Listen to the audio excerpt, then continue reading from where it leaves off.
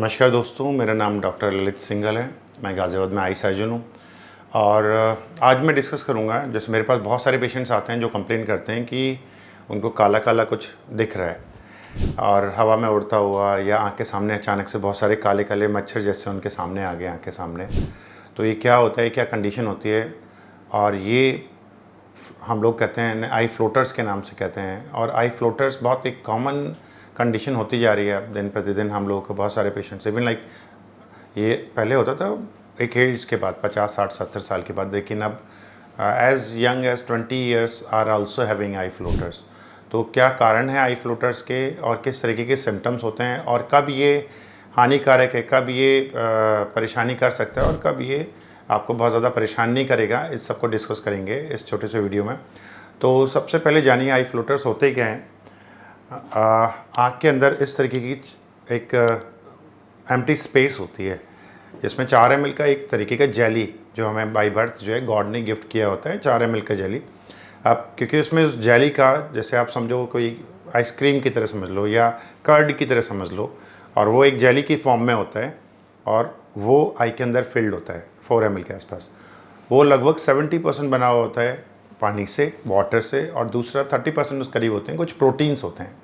जो कि उसके साथ में एक मैशवर्क क्रिएट करते हैं। जिस प्रकार से एक कंक्रीट बना हुआ होता है, इसी तरीके से ये एक स्ट्रक्चर अंदर होता है जो ट्रांसपेरेंट होता है, जिसके थ्रू यहाँ से लाइट आकर हमारे पर्दे पर पड़े और हमें दिखना शुरू हो जाए। अब कुछ कारणों से ये जेली जो है डिजेनरेट कर जाता है या डिटैच हो जाता है, अपनी जगह से हट जाता है। और जब ये हटता है तो प्रोटीन और पानी दोनों सेपरेट हो जाते हैं और वो प्रोटीन्स तब शैडो क्रिएट करते हैं एक रेटिना के ऊपर, तो वो हमें फ्लोटर्स की तरह परसीव होते हैं। तो जानिए इनमें कारण क्या होता है इनका, इस तरीके के उसका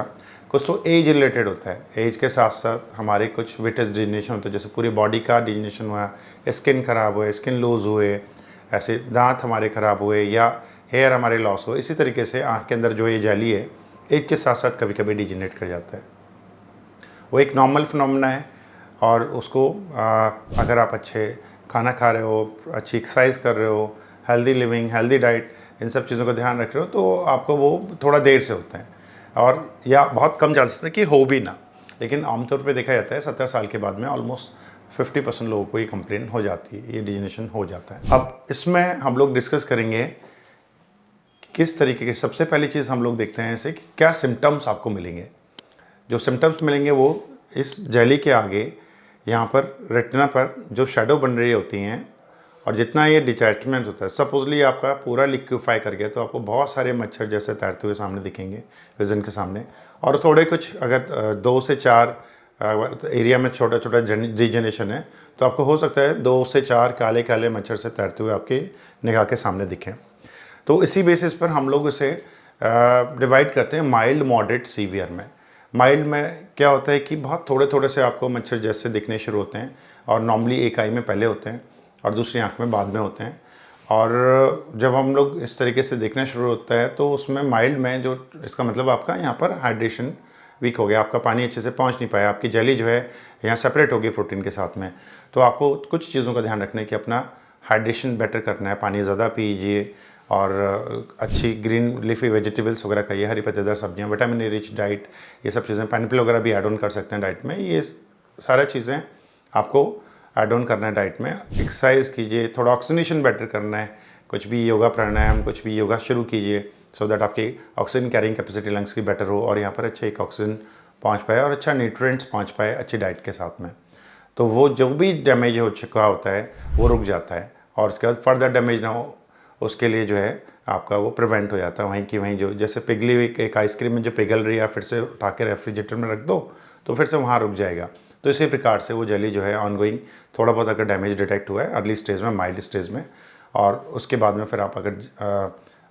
सबसे पहली चीज़ आपको अगर ये ऑब्जर्व करें तो डायलेटेड आई एग्जामिनेशन ज़रूर कराना है। दवा डाल के हम लोग पीपल को डायलेट करने के बाद रेटिना को इवेलुएट करते हैं कि क्या वो जेली जो है सिर्फ जेली में बीच में डिटैचमेंट है या किनारे पे कहीं से कुछ डिटैचमेंट हुआ है। तो इसको रूल आउट करना बहुत ज़रूरी है। कभी कभी बहुत रेयर सर्कमस्टेंसेज में वो जेली अपने साथ में एक पर्दे का चंक ले आती है, जैसे रेटिनल होल या रेटिनल टेयर हम लोग कहते हैं, वो होने के चांसेस होते हैं। या कभी कभी पीछे एक यहाँ पर ऑप्टिक नर्व, एक नस होती है जिसके चारों तरफ एक रिंग होती है, वीज रिंग जिसे हम लोग कहते हैं, वो डिटैच होकर हमें रिंग की तरह या छल्ली की तरह दिखने लगता है आँख के सामने। तो ये जब भी आप नोटिस करें कोई फ्लोटर्स, तो एक बार दवा डाल के पर्दे का चेकअप कराइए। 99.9% वो एसिम्प्टोमेटिक होता है, उसकी तरफ ध्यान नहीं देना है, वो अपने आप रिजॉल्व हो जाएगा। बट फिर भी ये देखने के लिए कि वो हानिकारक नहीं है, उसने पर्दे में कोई छेद तो नहीं उत्पन्न कर दिया या पर्दे के लिए आगे नुकसानदायक तो नहीं, इसके लिए आपको एक बार रेटिना चेकअप कराना है। फिर केसेस होते हैं जिसमें मॉडरेट हमें होता है कि पेशेंट को बहुत प्रॉब्लम होती है और वो उसको अपने बार बार उसके सामने जो मच्छर जैसे तैरते हुए आ जाते हैं। तो मॉडरेट केसेस में जो ट्रीटमेंट है उसमें हम लोग अगर बहुत बड़ा कोई चंक सामने है तो उसको एक लेज़र द्वारा छोटे टुकड़ों में कन्वर्ट कर सकते हैं। दूसरा इसमें अगर अगेन मैंने बताया कि आपको एक्सरसाइज का, अच्छी ऑक्सीजनेशन का, अगर हेल्दी ऑक्सीजन होगा, यहाँ पर अच्छा ऑक्सीजन पहुँचेगा तो ये जल्दी फर्दर डिटैच होने से रुक जाएगी। अच्छे न्यूट्रिशन का रोल है उसमें। कुछ मेडिसिन होते हैं जो हम लोग प्रिस्क्राइब करते हैं मॉडरेट केसेस में, इनको आप 5-6 महीने तक खाते रहते हैं और उनसे भी ये फ्लोटर्स कुछ मात्रा में कम हो जाते हैं।